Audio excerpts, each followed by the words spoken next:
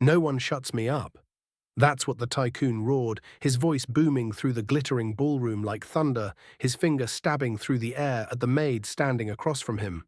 All eyes turned, champagne flutes paused mid-air, the string quartet silenced, and dozens of elite guests froze as Richard Vale, billionaire CEO of Vale Industries, unleashed his fury at a woman in a cleaning uniform. But the maid, Maria, stood her ground. Calm, gloved, holding her broom like a sword, and then, slowly, she raised a single finger to her lips and shushed him. In that instant, the entire room fell silent, not out of respect for him, but out of awe for her. Richard blinked. The idea that anyone, let alone a maid, would dare silence him in his own home was unthinkable. The rage in his eyes deepened, but Maria didn't flinch. Moments earlier, he had screamed at a young busboy for spilling water, humiliating him in front of the entire gathering.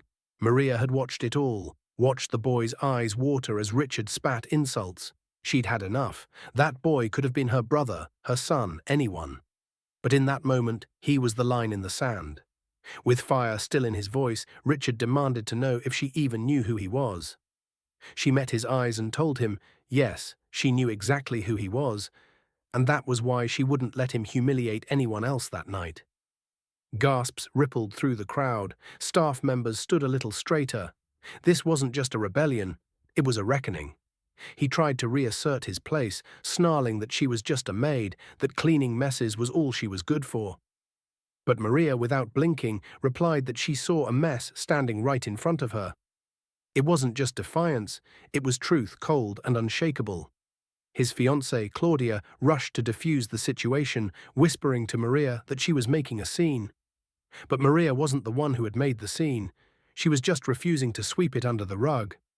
The attention turned again to Richard. For the first time, he looked unsure. Everyone in the room, investors, executives, friends, had seen him dominate conversations, intimidate boardrooms, control narratives. But this maid, she wasn't budging. He told her she was fired. Maria replied that he couldn't fire someone who already quit. The crowd was stunned. She'd just walked away from a job people would kill to have. But she wasn't done. She told the room how she had scrubbed his floors, overheard his secrets, and seen the true face behind the polished image. She'd stayed quiet for years. Until tonight.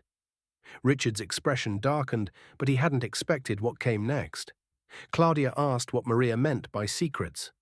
The room stilled again. Maria hesitated only a moment before naming names. Geneva, Madrid, Monaco, places where Richard had cheated, lied and paid assistants to keep quiet.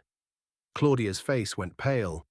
Richard barked at Maria to stay out of his personal life, but she reminded him that she had been there, in the penthouse, when his lawyer delivered the hush money agreement. That she had heard the phone calls. That just because someone mops your floors doesn't mean they don't hear your lies. The final blow didn't come from Maria's voice, it came from Claudia's silence. She stepped back, slipped the engagement ring off her finger, and placed it on a passing tray without a word.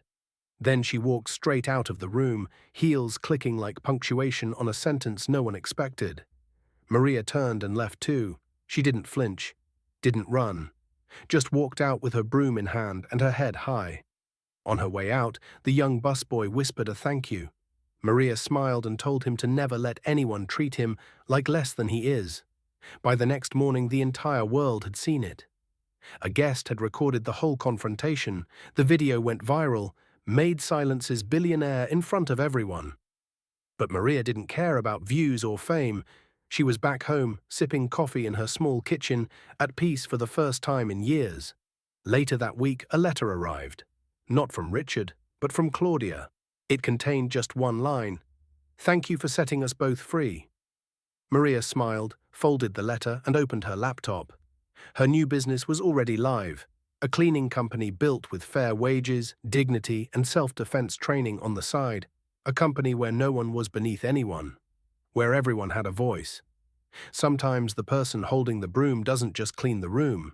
Sometimes she changes it forever.